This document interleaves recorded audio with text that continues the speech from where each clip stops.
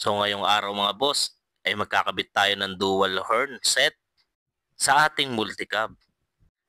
5 minutes tutorial muna tayo mga bossing ko. Sa mga marunong magkabit nito ay good for you. Ito ay para lamang sa mga hindi pa marunong magkabit ng ganitong busina. Kaya mga boss, sa araw na ito ay isa-isahin natin ang mga numero na nakalagay sa ating relay at kung saan dapat ito nakakonek. So unahin na rito natin itong ating busina. Kinakailangan kasi bossing na ito ay nakapix na bago tayo mag-wiring upang sa ganon ay masukat natin kung gaano ang distansya o kakailanganin nating wire para dito.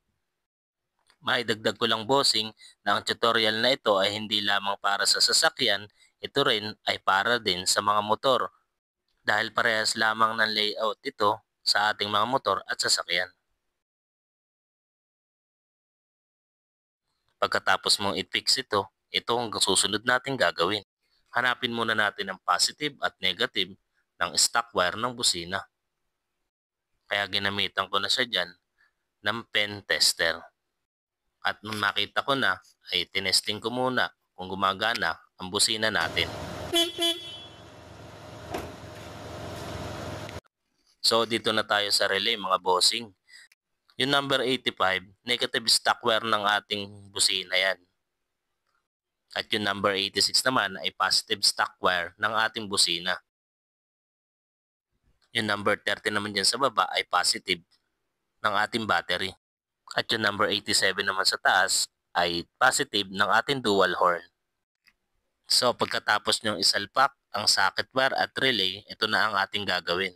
Ang gamit nga pala nating relay dito ay 4-pin, 12 volts, 80 ampere. Itong number 85 yellow wire ay kakabit natin sa negative stock wire ng ating busina. At yung isang yellow wire na yan ay number 86 sa positive stock wire naman ng busina natin to ilalagay. So mga bossing, huwag kayong malito, yung number 85 ay sa negative at ng positive natin ay number 86 naman. So pagkatapos niyan mga bossing, itong kukunin natin to number 87. Ito yung dalawang blue, no? Ilalagay natin to sa positive ng ating dual horn. Magkabilang gilid siya mga bossing, no? Medyo nahihirapan lang tayo magkapit dyan kasi sobrang higpit talaga pagka bago yung mga socket na ilalagay natin.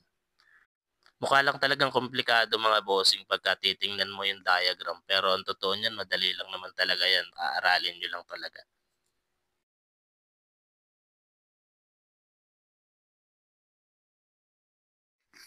So ayan, tapos na natin. So medyo pinagpawisan lang tayo ng konti. So ayan nga mga bossing Yan, yung dalawang bakante na yan sa ating dual horn. Yan mga bossing yung ground. So ilalagay natin tong socket ng ating ground.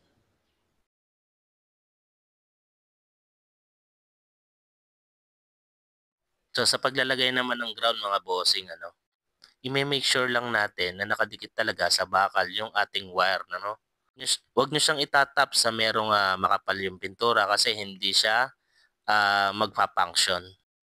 So yan nga, kung makikita nyo, nilalagay ko na lang dun sa nut ng ating busina, yung ating ground para mas madali. So dito na tayo sa number 30. Itong mahaba na to bossing ito yung positive ng ating battery. Siyempre lalagyan natin yan ng fuse box. Siyempre may kasamang fuse yan na 20 ampere. Naglalagay tayo ng fuse for safety mga bossing Siyempre safety first tayo. So ayan mga bossing Kailangan na natin maghanap ng butas kung saan natin ilalagay yung wire o papadaanin yung wire. Para sa ganon ay mailagay natin sa positive ng ating battery. So sa akin dyan, ilalagay ko lang dyan yan sa ilalim. Mamaya pagka tinesting na natin yung ating busina.